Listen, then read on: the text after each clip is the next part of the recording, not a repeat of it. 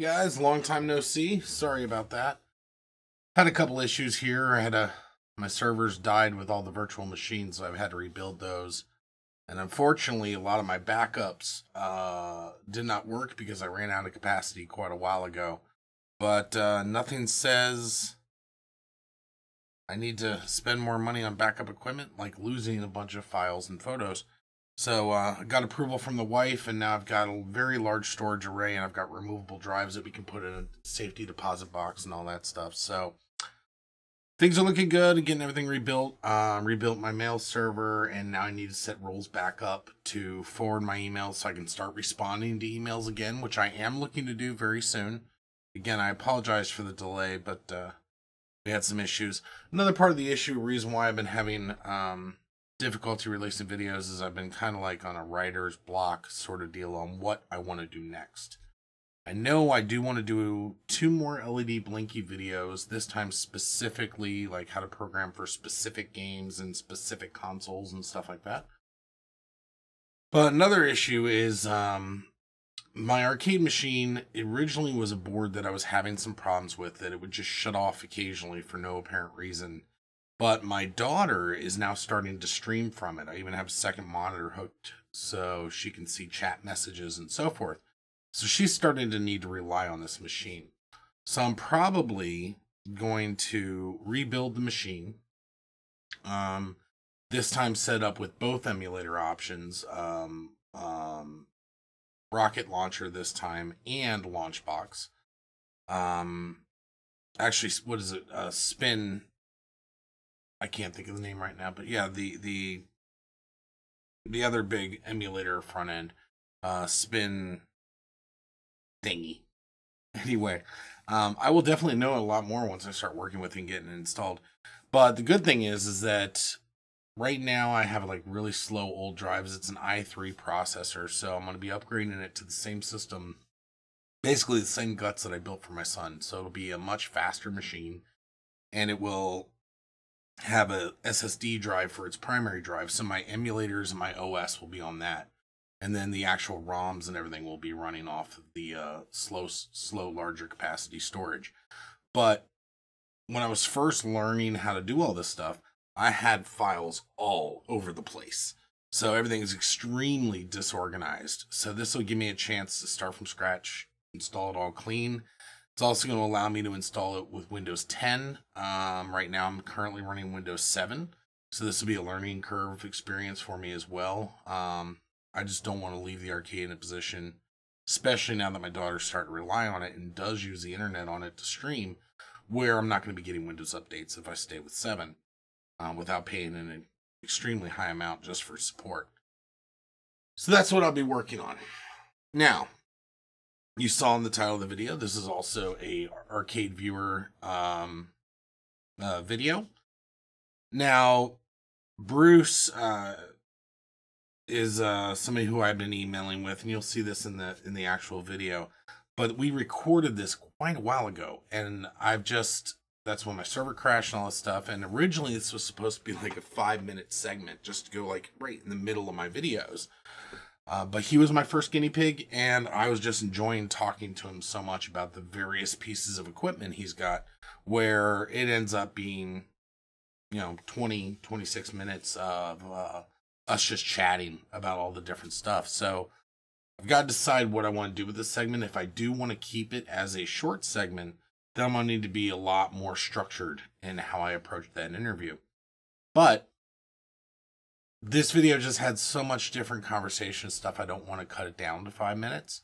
So I'm just going to cut over now and have the video, and then I'll be back to say goodbye. But check out this video. This is, again, Bruce, and he's got like an amazing setup. So just definitely watch this thing. It's crazy what he's got over there.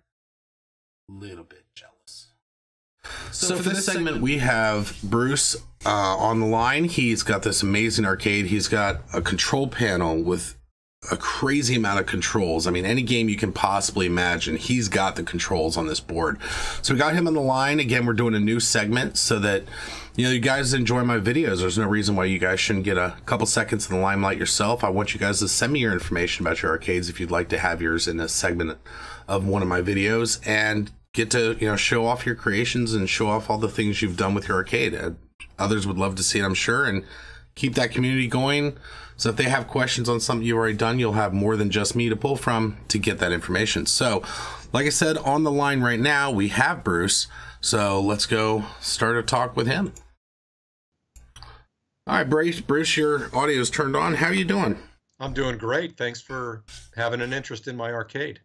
Yeah, well, the thing is that we had emailed back and forth a couple times, and you had sent me that picture of your control board, and I was just like, dear God, this thing's got everything. And then when you were showing me the pictures, and you'll definitely need to describe it when we go over those pictures, but I saw the buttons on the bottom of that arcade, and I was going to ask you about it, and you started to tell me about it. So let me just throw it over to you and let you describe to everybody what it is you've got going on here, because I thought that was just like crazy amazing. So let me pull up the picture here on the screen, and then, yep, erase. So there we go.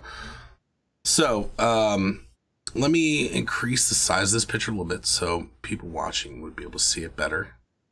And let's move your picture out in front. Again, this is the first segment, guys, so we're still getting it a little figured out. Okay, so here we go. And we'll move your person being interviewed to where people can still read it. I like that. All right, so we've got the person being interviewed. Sorry. Here we go. All right, so this is a view from where exactly? So this is the entryway into my little arcade room that, once the kids finished high school and college and everything, I had an extra room, and I'm a huge arcade fan from the 70s. So I created a 1970s arcade with the fluorescent carpet on the floor, black lights. You can see a tripod black light up at the ceiling. Oh, is that what that is? Okay. Yeah, those are black lights. I couldn't do the black lights in a picture. You can only see it when you're there in person. And then what you're looking at is my MAME cabinet setup, which is a pedestal. And then as we move in, we'll see a couple more machines that I've created for this arcade. Nice, so nice. Go to the next. Yeah. Alrighty. Now I'll tell you, this next photo I was a little jealous of. And when I say a little jealous, I mean a lot. Yeah. So this is farther into the arcade. This is on the left is what's called a Virtupin, which if you follow, arcade simulation and emulation, this is a box that emulates pinballs. And right next to it is an actual pinball machine, Lord of the Rings. When you actually look at this for the first time, I think a lot of people don't know that it's a simulation. But that's a 3-screen computer there on the left. It's actually got a liquid-cooled video card inside, and it plays about 400 pinball machines created by these incredible artists who recreate your old pinball machines from the 70s, 60s, and onward. Now, I do have to ask, do you have Pinbot on there? I do have Pinbot on there. There's a just like you have Hyperspin for your arcade, there's an interface called Pinball X, which you use to select different pinball machines. And it runs both Visual Pinball 10 and Future Pinball, and a couple of other commercial pinball things like Pinball FX, called in Pinball Arcade. And I've started using. I have one emulator on my arcade, and I'm looking to get more of the pinball ones. I do have a question. Were you ever able to get the Star Wars one? I mean, there's tons of Star Wars pinballs out there, but the one that has the Death Star up in the top corner, and do you know which one I'm talking about? Yeah, I do. That may be Star Wars Trilogy. I'm not sure, but all of those actuated things within the pinball machine are actually rendered, and they move around like you're in a video game. Yeah, I know. I'm just looking for that one ROM. That one ROM, because I used to play that game all night and be deliriously tired, but still want to play that game. Now, the one thing I was surprised about is that a custom screen in the digital? Because I've never seen a virtual pin next to a real pinball machine. And I was surprised at how close the dimensions of the virtual pin are to an actual arcade. Is that a standard 16:9, or is that a custom screen that they put in there? You mean the playfield, the pinball machine playfield? Correct. Is a standard decased high-res LCD, basically. The guy that makes this, the company is called Virtupin. His Mm-hmm. name is Paul, and he will either build the machine for you for around $5,000, or Mm-hmm. you can buy the parts, and if you want to, put it together yourself. I'm sure you could find plans online to build your own also, but I'm not as good a carpenter as I am a computer programmer, so Okay. he built it for me, and then I did the programming. Very nice. Very nice. Yeah, my wife told me, because I was like, oh my God, a pinball machine. And she said, when the kids are out, then you can make a pinball machine. Exactly. Okay, so, but yeah, I do love the fact that you've got a actual physical arcade machine there too. It's just crazy, and I love that it just looks so clean and crisp. That yeah, it took me a second because I looked for the plunger. And I said, oh, does he have an artificial plunger on there? And then I saw the extra connectors you have down on the bottom left of the virtual one, and I went, holy crap, that's what the virtual one looks about. Because I'm familiar with it, but I just haven't seen one next to a real arcade. I just think that's crazy how close it looks to a real one.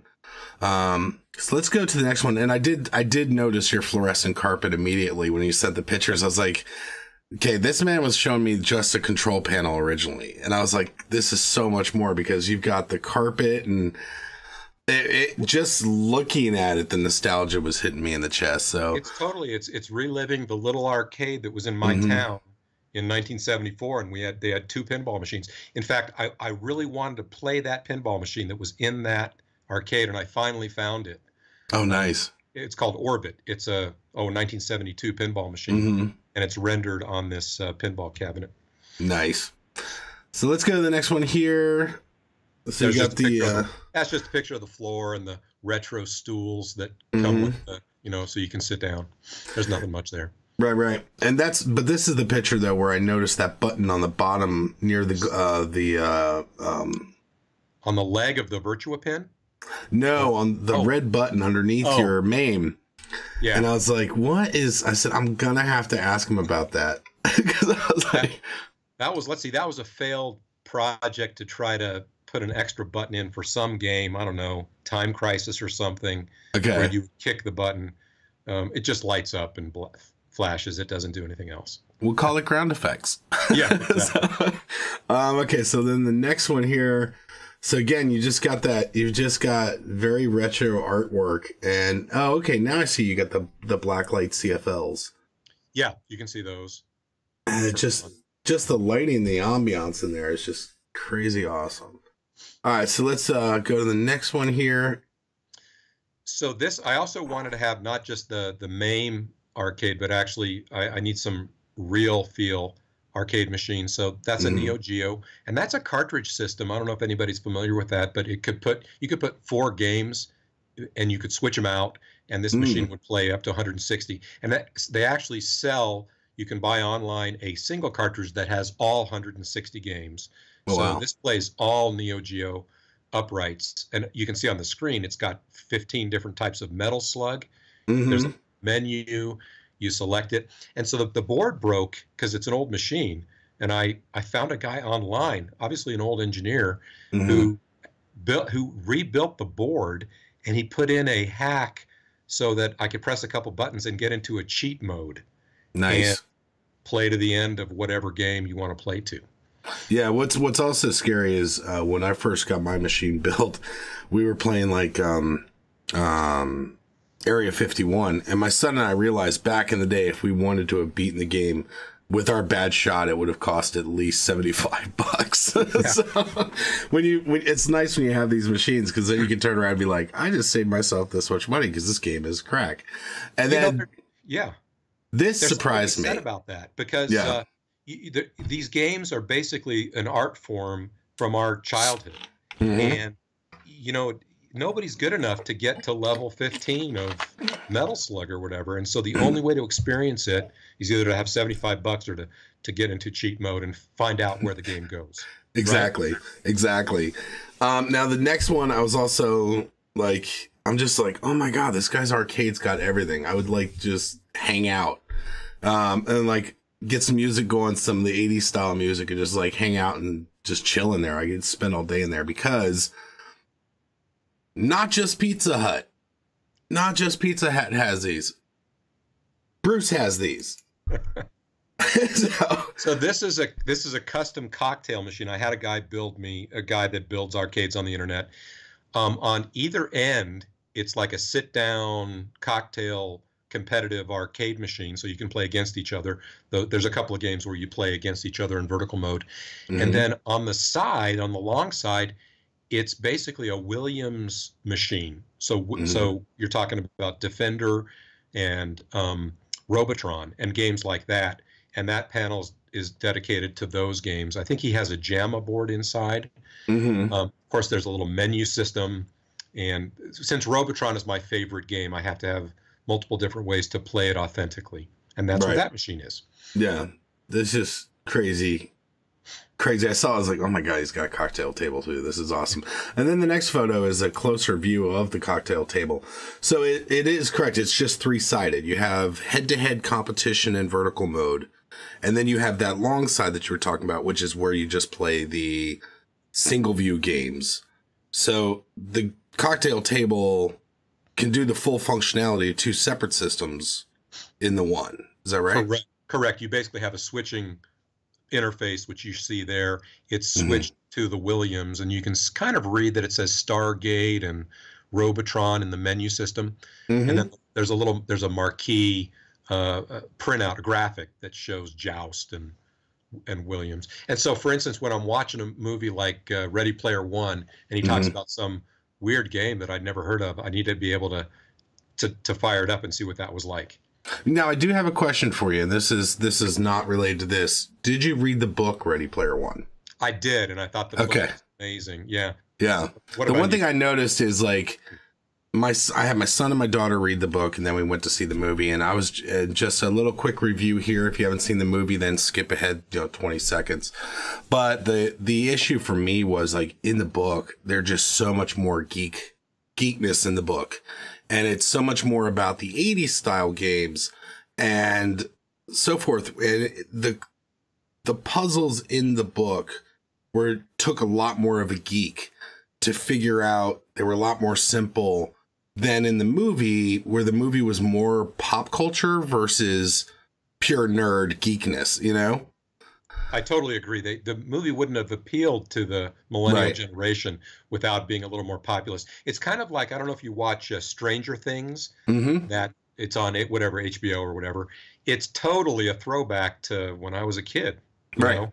And you don't fully understand the innuendo unless you lived through that time period. Exactly. So, but yeah, like you got on there again, great buttons, tons of buttons to use for the various games. And then the next we're going to go, this is a closer view of the top of it playing Defender. Yeah. And it was funny because over the weekend, I helped, one of my viewers that's from Australia, and he was like, I love Defender. Defender's an amazing game, but I can't get it so that when I turn the joystick left, the ship automatically reverses. Right. And he goes, it would make it quicker because the original game did that. And MAME, without running a cheat code, can't flip back and forth very easily. So we were able to assist him with turning on the cheat code, and he was able to get the joystick to make the Defender ship flip back and forth. So it's funny that that's the one you have on there, is because he absolutely loves Defender, was playing that as well. Let me see what else we got. So this, ladies and gentlemen, is the control panel that started my discussions with Bruce going back and forth, because I was just like, dear Lord. So without further ado, here is this awesome control panel. And let me shrink your head a little bit there, Bruce, just so that we can get a full view of your control panel here. And now describe to us every control that you have on this thing. So that's kind of the idea, is to be able to emulate almost everything. The only thing that I don't really emulate well is the yoke system from certain flying games like Star Wars, but everything else works. And so you need to be, for instance, for a tank game, you need to be able to have the top fire joystick in the middle plus the flight stick. And then for a game like Ikari Warriors or Caliber 50, that joystick that's at the top of the panel, the black joystick, is a rotary. So you move laterally and up and down, but you also rotate with it. Of course, you can play two-player games with the two red joysticks, or you can play a dual joystick game with the red joysticks. And I think as we talked back and forth before. I've gone back and forth on which joysticks are the best. These are joysticks that switch from 4-way to 8-way with a little mechanical switch. You know, I've tried the U360s from Ultimark. I like the more authentic feel of the clicking with these joysticks. Then, of course, there's a spinner and a little wheel and a bunch of extra buttons so that when you're in a game, you don't have to hit a shift key to, for instance, bring up cheat codes, or a shift key to bring up MAME configuration commands, because you might be in a game and you might want to say, I want to use a different joystick, so you have to reconfigure it in MAME using the tab menu. And so, yeah, basically I can control any game any way I want. Of course, I didn't remap every game, but I've got maybe 50 favorite games with funky controls, and I've mapped them the way that they're going to be, like your friend did with Defender, to make them easier to play. Yep. One thing that might interest you, I'll have to email you a link at some point, because you are interested in all the controls. There's somebody at some point that took an Ultimark 360 joystick.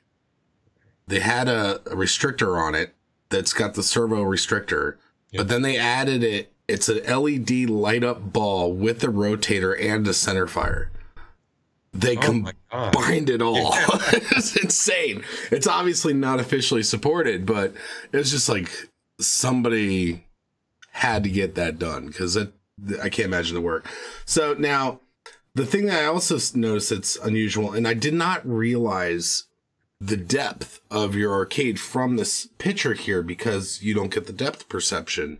So at first it was really throwing me off until I saw the side view, that your control panel is on a pedestal out in front of the screen, kind of like a Golden Tee would be set up.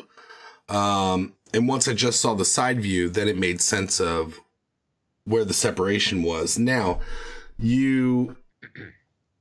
I guess the next shot would be better to describe the screens. Yeah. So yeah, the reason I chose the pedestal is because I knew I'd be adding screens here and there for different functions. This is a 3-screen system, as you'll see in a sec. All right. So this next screen, what are we looking at here? So you're looking at the main display, and there's, Hyperspin running in the middle. It's a huge 4K display. That's the main screen. There's a monitor above that, and that's the marquee monitor. You've got a marquee in your system too. And so that changes dynamically when you focus on a different game, whether you're playing the game or browsing. That changes dynamically using a program called Hyper Marquee. Gotcha. Now, the one curiosity question, is Hyperspin not capable of 4K at this point? It renders in 4K. When I have it full screen, it's in pretty good. It looks good. Okay, because this is like perfectly at 1920 by 1080 right now. So I was wondering if it was maxed at that resolution. So it will go full screen as 4K. Absolutely. Yeah. Nice. Okay, so then this is the one that threw me off a little bit. so now we're looking at that main screen again, but then you're taking a view down where your eyes would go toward that screen on the lower right. And that is a display of the control panel. It kind of matches. You can see it's a virtual match of my actual control panel. And you can't read the writing, but the writing on the control panel tells me what controls I'm going to use for a particular game. Because you can't remember it, and especially if some visitors coming over, a guest, they need to know how to control a game. Now, are the buttons light up? That's a good question. So I did have a build before using LED blinky, and these buttons don't. They are capable. They're the RGB buttons from Ultimark, but I don't have them lit because I thought LED blinky is really elegant and it's a brilliant program, but it was another software layer that I couldn't deal with at this time. Gotcha. Okay. Because I'm going, I recognize those. Then this is a closer view of the instructions. But yeah, so that's really nice. And yeah, so the guests, you don't have to explain anything to them. They can easily see which ones are active, which ones are not. Yeah. Very nice. And then we got a little closer up on the buttons. So you've got labeled for navigating through hyperspin because you do have that second screen that will give the game instructions. So that leaves you free to label this for actually menu-driven stuff. Is that correct? Yeah, and if you use the bezels in Rocket Launcher or you use Hyperpause in Rocket Launcher, there's buttons for that too. Gotcha. And then again, just you've got a couple more buttons here. So the exit, the pause, the back. And then... Oh, that's just that I use Hypermarquee, and I've used this program called CP Wizard. And you had a video, see the arcade guns icon there? You had a video that where you address the difficulty in assigning inputs, USB inputs, and how MAME forgets them if you accidentally disconnect a USB. Right. That arcade guns application, which is freely downloadable, will help you firm up the assignments. Nice. It's got utility within it. Yeah, and the good thing about that video also, the one that I had made for the IDs, it did address the guns, but I've ended up having to use it for other non-gun controllers as well because I've got a bunch of joypads hanging off. Would that be able to assist with non-guns, or is it specifically for the guns? It does joysticks, guns, mice. So if you've got a spinner that's identified as mouse number 8, it'll rectify those problems. And it also works for, well, those are the main things: spinners, trackball, guns, and buttons. Let me make a note of that. Arcade, and it's just called Arcade Guns? Yep, Arcade Guns, and it's from that company that sells the guns. Okay. And this you'll have to play around with it. It's another piece of software. It needs a little fiddling, but it's pretty cool. And do you know who was it that sells those guns? Isn't the name of the company called Arcade Guns? I will have to check. The ones I have are Ultimark guns. This is not Ultimark. It's an Ultramark. Okay. I'll have to check them out because I'm hopefully if I get big enough, I can start contacting some of the other vendors and say, hey, send me a demo unit. Let me test it out. Let me do a review. You know, that's what I would see the goal doing eventually. But let me see here. So then next we have, I was just like, holy crap. What is this? Yeah. Yeah. So I love it. I call this the retro cartridge shrine, or whatever you want to call it. So there's a TV screen in the middle, and then above and below are actually 8 real consoles. There's a Sega, there's a Nintendo 64, and then on the next slide, I've got a little switching box. If you go to the next one, which allows me to change the inputs. So if you just have to play Halo the right way on an Xbox, you can do it here. Or if you just have to play the Atari version of some weird game, as opposed to doing the emulated version, that's what I have this for. I think it's overkill. It's kind of just a artistic statement back to, again, the 70s and the 80s. Yeah. Now, let me, while we're sitting there, let me go back to this one. Now, here's what I also found very funny is I've been playing with VR, as I said in my video recently. I've been playing a lot with VR, and at some point I want to be showing this emulator software I got that's emulation for VR. And you actually can set up your own arcade, and the floor looks almost exactly the same as yours. So that's why when I saw the carpet on the floor, I was like, holy crap. But you can set up like soundtracks in various parts of the arcade for any of the music you want. But there is a table that's set up that looks basically like this, and it's just got consoles sitting everywhere that looks like yours. And I'm just watching this going, oh my God, this is my video game that somebody created for people, but it's in real life. So I love the fact that you've actually got, and the cool thing is too, is because you have the arcade physical retro machines here, there's no reason why you would be worried about emulating those things in your arcade box, unless it was for games that you didn't happen to have. That's exactly right. I would rather play the real Atari game or the real Super Nintendo game rather than emulating through, launching through Hyperspin. Absolutely. Exactly. And I love that you're able to have that all set up.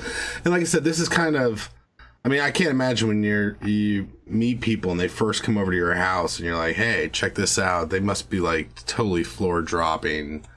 They go to what the hell? They go to the pinball machine first and to the neo-geo. actually. Yeah. They go to the real things, and then the other things are more curiosities, for Right. like us. Right. So, but yeah, man, thank you for sharing. But yeah, so, what did it start with? What did your, because this is kind of like, I imagine what it would be like. You get a tattoo and you have to get more. You had to have started with one and then just been like, I need more. Yeah, I mean, it started with wanting to play my favorite game or two, like Robotron, and then whenever that was in 2008, I searched the internet and I found this thing called MAME, right? And it emulated Robotron, and you could use a gamepad and play it better than you ever could play it at the arcade. And then as I got more into that, I've got a background in computing. It then becomes a project of trying to figure out the software and then experience some games that you never got to play, or you didn't have the money to play because you only had a limited number of quarters, right? Right, exactly. And so then I got sucked into wanting to have my own control panel and my own MAME cabinet. And you got to decide whether you want to build one or buy one, and there's plenty of good places to buy them. Right. And then from there, I had to have pinball because I'm a huge pinball fan, and I found the guy that does the pinball machines. And there you can see that on the pinball machine, you can see the logo of Virtupin. That's the company that sells these. Yeah, and you ought to get him to advertise. Yeah, definitely. I mean, I'll be like, send me a box. Yeah, totally. Yeah, I would need a lot more viewers before that was even a realm of possibility. But one day it could be. It could be. But anyway, like I said, I want to thank you for spending the time and being my first guinea pig for this whole process. And we're gonna have you inside a video for doing the buttons. That'll probably be out in about a week or so. But again, thanks. And if you do have any more other questions, and either way, just feel free to keep emailing me, man. Okay. My pleasure. Again, I appreciate it, man. Thank you. Thank you. All right. So again, I know at the end of that video, I said, oh, it'll probably be in about a week, but then disaster happened.